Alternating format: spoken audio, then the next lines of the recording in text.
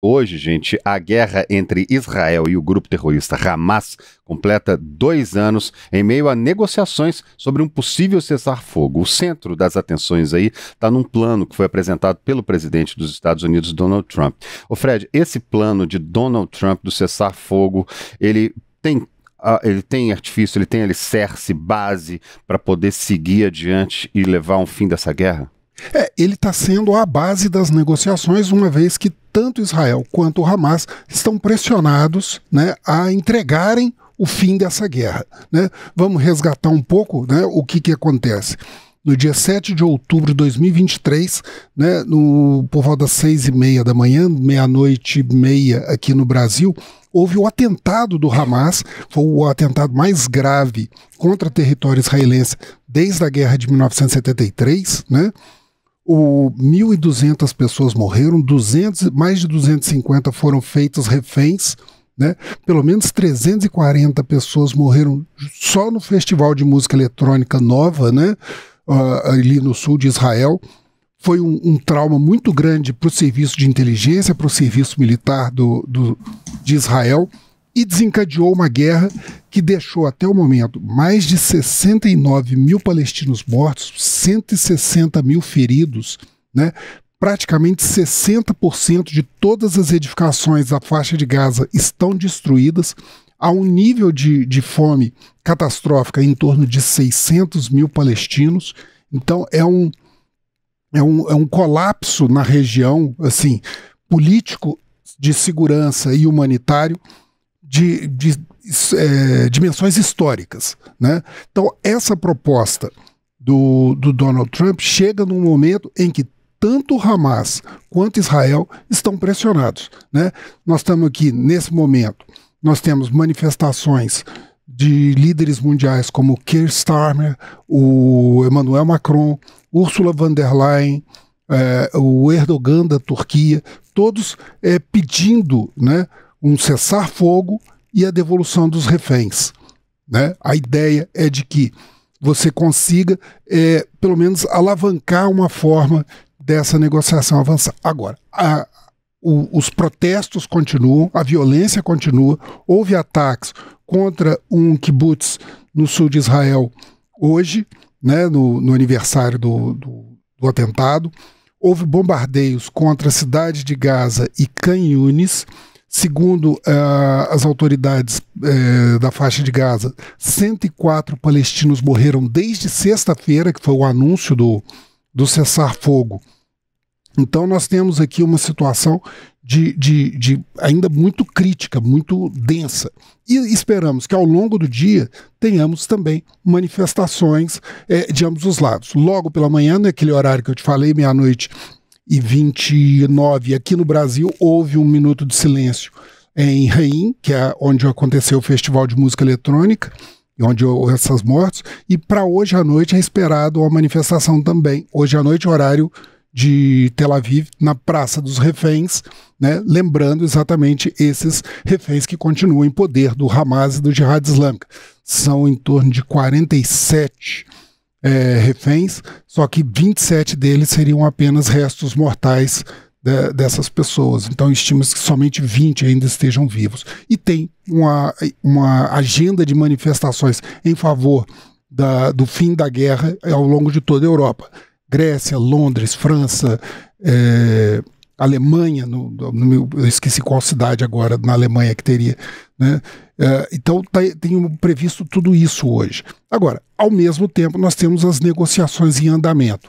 O presidente Donald Trump, ele está muito confiante de que vai ter avanços. Ele ontem falou sobre esse assunto, né? Vamos colocar então o que ele falou sobre isso. I have red lines. If certain things aren't met, we're not going to do it. But I think we're doing very well, and I think Hamas has been agreeing to things that are very important.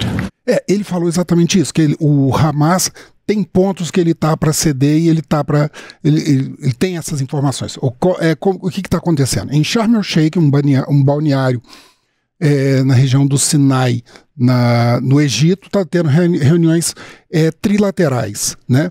Os israelenses conversam com os representantes do Catar e do Egito, que estão conversando com os representantes do Hamas, que está sendo encabeçado por esse senhor aí, que é o Khalil al-Hayya, que é um dos últimos representantes do Hamas. Ele é um dos principais negociadores, né? O Hamas, ele está disposto, né, nesse primeiro momento, o que eles estão discutindo é a devolução dos reféns, a libertação de em torno de 2.000 prisioneiros palestinos, né, em poder de Israel, e a implementação do cessar-fogo, né? O que está gerando problemas nessa negociação?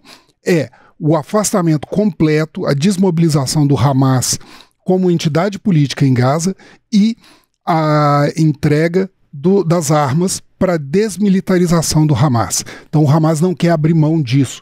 Apesar do que, o que acontece? Do ponto de vista do Hamas, nós temos uma organização extremamente debilitada. Eles perderam vários dos seus principais líderes, né? O Ismail Haniyeh, o Mohamed Sinwar. Então, vários dos seus principais líderes foram sendo assassinados. Estima-se que da força inicial de em torno de 50 mil militantes, eles tenham perdido entre 20 e 27 mil militantes treinados, ou seja, ainda que eles estejam conseguindo recuperar essa força, né, pegar mais pessoas, são militantes que não são treinados, e leva tempo você ter militares ou guerrilheiros ou terroristas, né, treinados a ponto de participar como uma força efetiva de combate. Agora, nós temos um outro lado também, que é o lado de Israel, né? Israel, ele não está totalmente dissociado, ele continua contando com o apoio de Donald Trump, mas um apoio que foi perdendo um pouco de força, né? Desde o início da guerra, os Estados Unidos já colaboraram com 22 bilhões de dólares em ajuda financeira e militar para Israel. Mas os ataques de Israel contra Gaza, a pressão internacional e principalmente os ataques de Israel contra Doha, no Catar, que era o país que estava fazendo a negociação trilateral entre Estados Unidos, Israel e Hamas, isso pesou muito, né? Então, o Donald Trump viu a sua estratégia para o Oriente Médio prejudicada, né, atrasada por conta dessa política mais dura de Benjamin Netanyahu. Ao mesmo tempo, ele tenta ver se consegue trazer a Arábia Saudita para mais próximo de Israel, complementando os acordos de Abraão que ele iniciou no primeiro governo dele em 2016. Agora, do ponto de vista israelense, Benjamin Netanyahu também está enfrentando dificuldades internas, né? Ele tem um gabinete que é contra o acordo e dentro do país, 66% eles querem que a guerra acabe agora. Eram 53% há um ano. Além disso, essa pesquisa do Instituto para a Democracia em Israel mostra que 44% dos israelenses querem que ele aceite a responsabilidade pela destruição, pelo que aconteceu nos atentados e renuncie agora. E mais 19% querem que ele renuncie assim que seja feita a negociação. Só 13% acham que ele não deve nem deixar o governo, nem assumir a responsabilidade por tudo que aconteceu.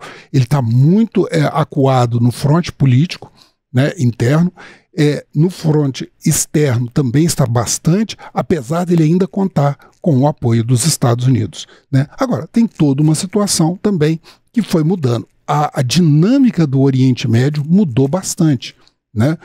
Nós tivemos um duro golpe contra o Irã e hoje Benjamin Netanyahu ele voltou a trazer o Irã para dentro da discussão, dando uma entrevista nos Estados Unidos afirmando que o Irã já está se rearmando novamente e dispõe de mísseis capazes de atingir Nova York e Mar-a-Lago, ou seja, Flórida, onde tem o resort de Trump, né? Outra questão que também pesou muito a favor da continuidade de Netanyahu no poder é o fato de que ele conseguiu desmobilizar o Hezbollah, enfraquecer bastante o Hamas, né? E tanto é que a dinâmica regional mudou com a queda de Bashar al-Assad na Síria, que diminuiu o corredor para abastecimento do eixo de resistência, aquele grupo de de militantes, grupos terroristas a serviço do Irã e que promoviam conflitos regionais e pressão contra Israel. Então essa é uma questão que ainda tem de vantagem regional para ele. Fred, antes da gente terminar aqui, 10 horas e 33 minutos, o governo de Israel, inclusive, deportou ativistas brasileiros que estavam lá numa flotilha, né, que levava suprimentos à faixa de Gaza, quando as embarcações foram interceptadas por tropas israelenses. A informação sobre as deportações foi divulgada inicialmente pelo governo da Jordânia e confirmada pelo governo brasileiro. Fred, a gente está vendo, inclusive, na tela já as fotos das pessoas todas vestidas de branco, estavam ali tentando levar mantimentos às pessoas que estão morrendo de fome, literalmente, lá. Como é que, quer dizer, essa situação parece ter chegado a um final agora, e um final feliz, pelo jeito que não tem gente ferida ali, né? Ontem 170 ativistas, incluindo Greta Thunberg, né, foram deportados. Hoje, esse grupo de brasileiros, acho que 13 brasileiros, foram encaminhados para a Jordânia, onde há uma representação diplomática do Brasil, em Amman, e ali eles seriam entregues, entre eles o Tiago Ávila, que é um dos representantes da Flotilha da Liberdade, a deputada Luiziana Lins, do PSOL do Ceará, e outros representantes sindicais, universitários, professores, sindicalistas. Então, esse grupo ele está voltando para o Brasil, né? Mas foi uma ação de comunicação e propaganda que também prejudicou muito Israel, porque a interceptação desses navios chamou atenção, mais uma vez, para a questão humanitária em Gaza.